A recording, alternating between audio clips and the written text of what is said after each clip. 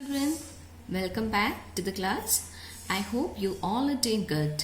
So today I'm going to teach you Unit 2, the Narayanpur incident. This has been written by Shashi Deshpande. So she was born in Dharwad, Karnataka, the second daughter of Kannada dramatist and writer Adi Rangacharya and Shraddha Adya. She was educated in Bombay and Bangalore. Deshpande has degrees in economics and law. In Mumbai, she studied journalism at the Vidya Bhavan and worked for a couple of months as a journalist for the magazine Onlooker. She published her first collection of short stories in 1978 and her first novel, The Dark Hole Snow Terror, in 1980.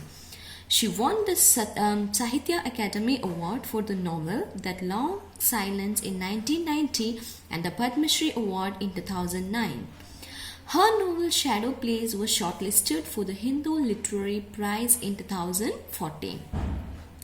Deshpande has written 4 children's books, a number of short stories, and 9 novels, besides several perspective essays available in a volume entitled Writing from the Margin and Other Essays.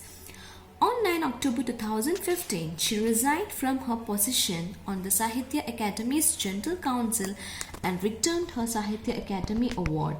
In doing so, she joined a broader protest by other writers against the Academy's perceived inaction and silence on the murder of M.M. Kalburgi.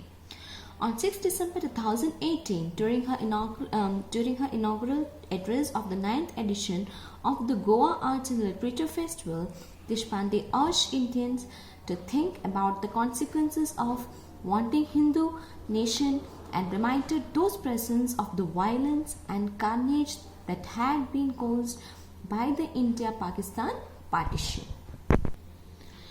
So now coming to the chapter. There was a procession taken by the college students to the collector's office. It was going to be peaceful. In the procession, policemen appeared all along the road.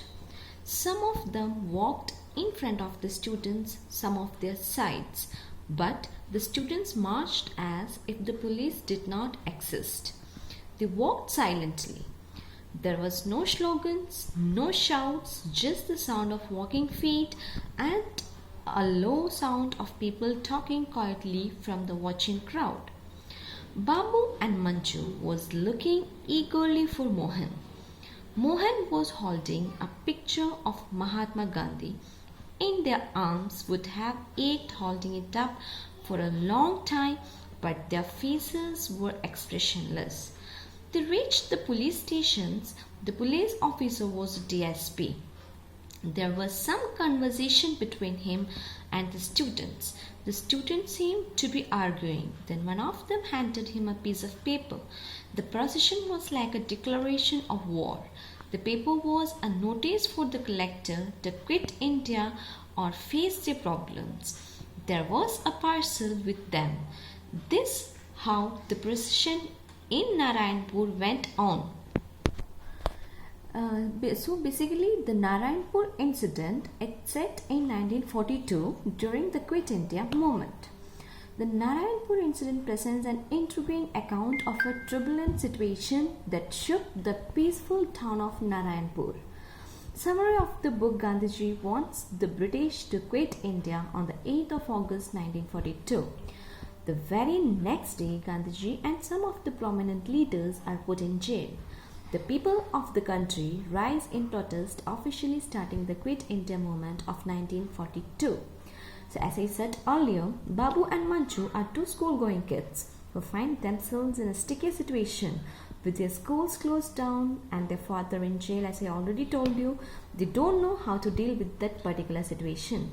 Their courageous brother Mohan goes underground and soon the rest of the family moves to Narayanpur, a sleepy little hamlet which has been completely unaffected by the turbulence in the country. But Narayanpur is seething within and it all erupts at once when a group of children dare to confront the police. So this is all about its type of a historical story, and this is all about the summary of this particular story. So now in the next class I'll just discuss the question answer of this chapter. Thank you, children.